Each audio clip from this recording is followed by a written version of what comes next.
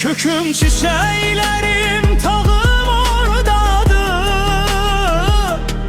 Mən burada xəstəyəm, sağım oradadır. Qayalı bulaqlı dağım oradadır.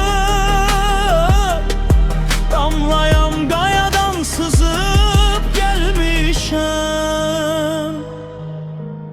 Özün bil, özgəyə bildirmə məni.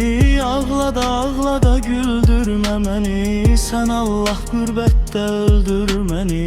Vətəndə qəbrimi qazıb gəlmişəm.